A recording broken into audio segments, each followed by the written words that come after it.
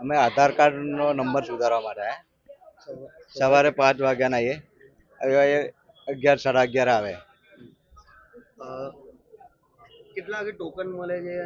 11 વાગે. કેટલા લોકો સવારથી ઉભા છે?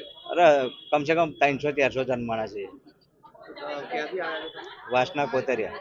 તમને શું લાગી રહ્યું છે આ સુવિધા માટે? શું સરકાર સુવિધા માટે તો લોકોનો પગ થાકી ગયા ઉભા બરોબર.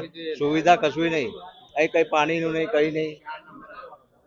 નાના છોકરા, પેલા એક બેન છે 5 થી 6 વાર આવ્યા અહીંયા, તો હજુ એ બેનનું કામ નહીં પત્યું. 4 વાગ્યાના અહીં બે. તમારો કયો ટોકન નંબર છે? મારો 6થો નંબર.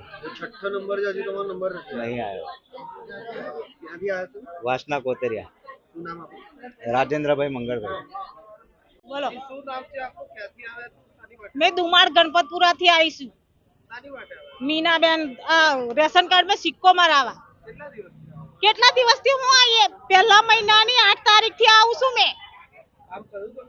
કામ થયું? હું કઈથી કામ થવાનું હતું? આ છઠ્ઠો ધક્કો તો મારો અહીં થાય છે. આવો છો તો શું કહે છે આ લોકો? આવશો જરીક માટે ટોકન લઈને ઊભા રહીએ છે, બરાબર? તો તઈથી ટોકન લઈને 4 વાગે આપણો નંબર આવે, 5 વાગે નંબર આવે, તો જતાનમાં તો આપણને બહાર કાઢે છે. આ ખૂટે છે, પેલું ખૂટે છે, સિક્કો તઈ મારી આપતા. રોજે તમે આવો છો, અલગ અલગ ટોકન આપે છે? હા, અલગ અલગ ટોકન આવે છે, તો તારીખ અલગ અલગ નહીં હોતી. ટોકન તો તઈ લઈ જઈને ફાડી નાખે છે આપણે આપીએ એવા. કેટલા વાગ્યાના? હું કેટલા વાગ્યાની આવી? 7 વાગ્યાની આવી છું હું આગળ. શું નામ છે? મીનાબેન. કઈ જગ્યા પર આયા છો? Actually, ક્યાંથી આયા? હું મામલતદાર કચેરી નાગરિક પુરવઠા ખાતું છે, બરાબર છે. હું પોતે જીએસએફસી ટાઉનશીપમાંથી આવું છું.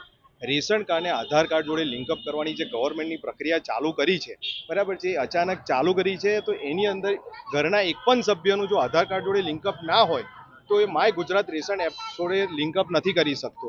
માત્ર પીડીએસ એપ્લિકેશન થ્રુ કરે છે. પીડીએસ એપ્લિકેશન થ્રુ એડ કરવા માટે નાગરિક પુરવઠા ખાતા અને સ્કૂલ આ બે જણાને ઓથોરિટી હોય છે, બરાબર છે. પણ દરેક ગામડાની સ્કૂલવાળા કરતા નથી. એટલે જેટલા ગ્રામ્ય વિસ્તારના જે બી ભાઈઓ છે એ લોકોને સ્કૂલવાળા નથી કરતા, એટલે અહીં સવારનું ધક્કા ખાવા પડે છે, લાઇનમાં ઊભું રહેવું પડે છે, ટોકનો લેવી પડે છે, અને આ બધી તકલીફ થાય છે. જો ગવર્મેન્ટ દરેક સ્કૂલવાળાને કહી દે કે જે પણ ગામની જેટલી સરકારી સ્કૂલો છે ત્યાં આ પીડીએસ એપ્લિકેશન થ્રુ બધાનું રેશન કાર્ડ આધાર કાર્ડ જોડે લિંકઅપ થશે, તો આટલા બધા ભાઈઓને આ બધી તકલીફ ના પડે. અહીંયા તકલીફ એવું છે કે સવારના આવવાનું, લાઈન કઈથી શરૂ થાય એ નહીં ખબર, ટોકન કેટલા વાગે વેચાય એ ખબર નહીં પડતી. એ બધી વસ્તુ તો છોડો, નાની માહિતી પણ કોઈને ખબર હોતી નથી. એ બિચારા અંદર જઈને પૂછવા જાય છે તો ધક્કા મૂકી થાય છે. અવ્યવસ્થાનો એટલું બધું તકલીફ છે લોકોને. તો સરકારને માત્રમાં જો આ કાઢ્યું છે તો પીડીએસ એપ્લિકેશન થ્રુ જેટલી ગવર્મેન્ટ સ્કૂલો ગામડાની અંદર છે એ લોકોને તાકીદથી મામલતદારશ્રીએ કહેવું જોઈએ કે તમારે દરેક ગામનું કરવું પડશે. એ લોકોને અહીંયા સુધી ખેંચાવું ના જોઈએ. દરેક જે બી સોગડા હોય, દસરથ હોય, જે બી નિયર બાય જેટલા ગામડા છે એ ગામડાની સ્કૂલોવાળાએ પીડીએસ એપ્લિકેશન થ્રુ એ લોકોનું આધાર કાર્ડ ને રેશન કાર્ડ જો લિંકઅપ કરવાનું હોય, પણ એ કોઈ કરતું નથી. તો એની તાકીદથી મામલતદારશ્રીએ દરેક સ્કૂલને આ તાકીદ કરવી જોઈએ, તેથી બધા ભાઈઓને અહીં સુધી ખેંચાવું ના પડે. લોકોને કેટલી તકલીફ પડી? લોકોને એકદમ જબરજસ્ત તકલીફ પડી રહી છે. લોકોને રાઇટ ટુ ઇન્ફોર્મેશન કોઈ સાચી માહિતી હોતી નથી. લોકો એક્સેપ્ટ કરીને બેસી ગયા છે કે ગવર્મેન્ટમાં આવું જ હોય, બરાબર, ગવર્મેન્ટ છે એટલે આવું જ છે, બરાબર છે. આ તમે જોશો કે ભયજનક બિલ્ડિંગ છે, એ છતાં બી અહીંયા આગળ આટલી બધી પબ્લિક છે. પહેલો તો પેશન્સ માર્ક એ જ થાય, તમે આગળ લઈ જશો ભયજનક બિલ્ડિંગ, પ્રવેશ નિષેધ હોવા છતાં આટલા બધા ભાઈઓને અહીં જગ્યા આવી રીતે ઘેટા બકરાની માફક ઊભું રહેવું પડે છે.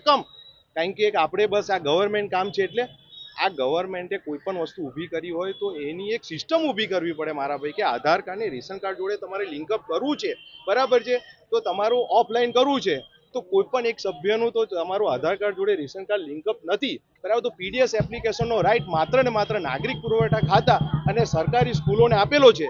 તો જેટલી બી ગામડાની સરકારી સ્કૂલો છે એ લોકોને તાકીદ કરો કે ભાઈ તમારે કરવું જ પડશે. તમારા કોઈ પણ જે ગામનો સભ્ય છે અહીં સુધી ખેંચાવો ના જોઈએ, આ ત્યાં જ થઈ જવું જોઈએ. તો આટલી ગીર્દી પણ ઓછી થઈ જાય, લોકોને સહાયતા બી થાય. લોકોને એટલી બધી તકલીફો છે કે કોઈને કશી ખબર જ નહીં. બિચારોને હવાના ઉઠીને અહીં આગળ આવી જાય છે, બરાબર છે. બાકી સોખડાનો હોય, જે બી ગામડાનો હોય, પોતાના ગામમાં કરી શકે ને મારા ભાઈ. તો ગવર્મેન્ટ કોઈ બી કામ કરે છે તો એની કોઈ સિસ્ટમ નથી હોતી. બસ આ એક જ શું કોઈ પણ પ્રકારની એકચ્યુઅલી કોઈ પણ માહિતી, અહીં જે લાઈન ઊભી રાખવામાં આવે છે ને, એ ગંદી ટોયલેટ આગળ લોકોને મોઢા પર રૂમાલ બાંધીને ઊભું રહેવું પડે છે, બરાબર છે. તો આનાથી વિશેષ શું હોય મારા ભાઈ, બરાબર છે. મારું નામ જલારામ ભાટિયા છે.